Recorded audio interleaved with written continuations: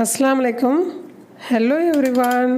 நம்ம ரொம்ப ருசியான கோதுமை பணியாரம் தான் இன்றைக்கி செய்ய போகிறோம். அதுக்கு என்னென்ன தேவை, எப்படி செய்யலாங்கிறத பார்க்கலாம் வாங்க. 1 கப்பு கோதுமை மாவு எடுத்திருக்கேன். 3/4 கப்பு வெல்லம் எடுத்திருக்கேன். 10 முந்திரி பருப்பு மிக்சியில் பொடிச்சு வச்சுருக்கேன். 1 டேபிள் ஸ்பூன் வெள்ளை எள்ளு எடுத்திருக்கேன். திருவி வறுத்த தேங்காய் 3 டேபிள் ஸ்பூன் எடுத்திருக்கேன். 1/2 டீஸ்பூன் ஏலக்காய் தூள், 1 டேபிள் ஸ்பூன் நெய், 2 டேபிள் ஸ்பூன் தேங்காய் எண்ணெய் ரெண்டையும் கலந்து வச்சுருக்கேன். இப்போ நம்ம எடுத்து வச்ச வெல்லத்தில் 1/2 கிளாஸ் போல் தண்ணி சேர்த்துட்டு இது நல்லா வெல்லம் கரையிற வரையும் நம்ம வச்சுருந்துட்டு வடிகட்டி எடுத்துக்கலாம். இது பாகு காய்ச்ச தேவையில்லை, கரைஞ்சதுக்கப்புறம் வடிகட்டிடலாம். இப்போ கோதுமை மாவு எடுத்துகிட்டு அதோட நம்ம ஏலக்காய் தூள், எள்ளு ரெண்டையும் சேர்த்துடலாம். இதுக்கு உப்பு போட அவசியம் இல்லை, ஏன்னா நம்ம வெல்லம் சேர்த்துருக்கிறதுனால. பொடிச்சு வச்ச முந்திரி பருப்பு இதில் சேர்த்துட்டு கொப்பரை தேங்காய் இருந்துச்சுன்னா நம்ம தேங்காவை வறுக்க தேவையில்லை, அது 3 டேபிள் ஸ்பூன் சேர்த்துக்கலாம். இல்லைன்னா சூப்பர் மார்க்கெட்டில் கிடைக்கிற டெசிகேட்டட் கோகோனட் கூட யூஸ் பண்ணிக்கலாம். இப்போ நெய்யும் எண்ணெயும் கலந்தது இதில் சேர்த்துடலாம். இப்போ நம்ம கரைச்சி வச்ச வெல்லத்தை இதில் ஊற்றிட்டு கொஞ்சமாக ஊற்றிருக்கேன், பாதி அளவுக்கு. பதம் பார்த்துக்கிட்டு மறுபடியும் நம்ம சேர்த்துக்கலாம். ஏன்னா நம்ம ஒரு டைட்டான மாவாக இது பிசைஞ்சு எடுத்துக்க போகிறோம். சப்பாத்திக்கு பிணையிறத விட கொஞ்சம் டைட்டாக பிணைஞ்சிக்கலாம். நம்ம கை சூடு பட்டதும் இது வெல்லம் கொஞ்சம் மெல்ட் ஆகி இன்னும் கொஞ்சம் தண்ணி ஆகும், அதனால் கொஞ்சம் கெட்டியமாகவே பிணைஞ்சிக்கலாம். நம்ம சமையலுக்கு யூஸ் பண்ணுற சாதாரண தேங்காய் தான் நான் யூஸ் பண்ணியிருக்கேன். அதனால நல்லா வறுத்துட்டு தண்ணி இல்லாமல் ட்ரையாக அதுக்கப்புறம் இதில் சேர்த்துருக்கேன். இப்போ இதை 2ஆக பிரிச்சுட்டு நம்ம தேய்ச்சி எடுத்துகிட்டு கட் பண்ணிக்க வேண்டியதுதான். இது சப்பாத்தி மாவு போல் கொஞ்சம் சாஃப்டாக இருக்காது, கொஞ்சம் ஹார்டாக இருக்கும். அப்போ தான் பணியாரம் மொறுமொறுன்னு வரும்.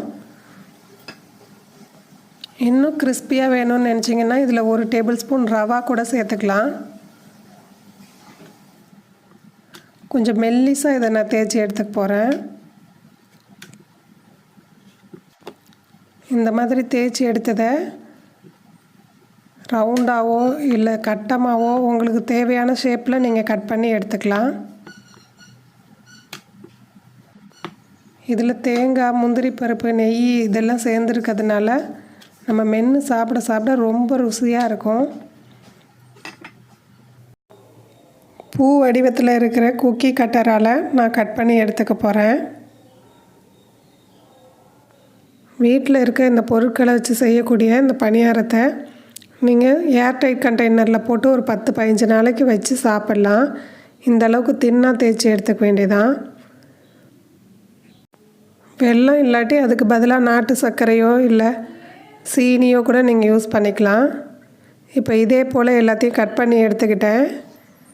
எண்ணெய் சூடாக இருக்குது, போட்டு பொரிச்சிட வேண்டியதான்.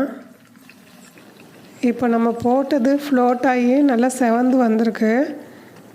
எதெல்லாம் செவந்திருக்கோ அதெல்லாம் திருப்பி விட்டுடலாம். இதே மாதிரி திருப்பி விட்டு பொரிச்சதுக்கப்புறம் நம்ம எடுத்துடலாம். எடுக்கும் போது கொஞ்சம் சாஃப்டாக தான் இருக்கும். நீங்கள் ஒரு 5 நிமிஷம் வச்சுருந்தீங்கன்னா நல்லா மொறுமொறுன்னு ஆகிடும். இது நம்ம மெல்லிசாக தேய்க்கிறதுனால ரொம்ப சீக்கிரம் வெந்துடும் இது. அதனால் ரொம்ப நேரம் வச்சுருக்கணுன்னு அவசியம் இல்லை.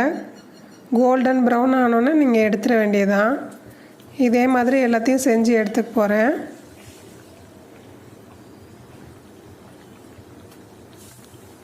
அவ்வளோதான், ரொம்ப ருசியான மொறுமொறுப்பான கோதுமை பணியாரம் ரெடி ஆகிடுச்சு.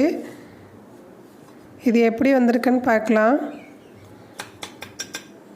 இப்போ ஆறுனதுக்கப்புறம் எப்படி சத்தம் கேட்குது பார்த்தீங்களா? ரொம்ப நேரம் ஆறணுன்னு அவசியம் இல்லை, 5 நிமிஷம் ஆறுனாவே மொறுமொறுன்னு ஆகிடும். நீங்களும் செஞ்சு பார்த்துட்டு எப்படி வந்ததுன்னு ஃபீட்பேக் பண்ணுங்கள். தேங்க்ஸ் ஃபார் வாட்சிங்.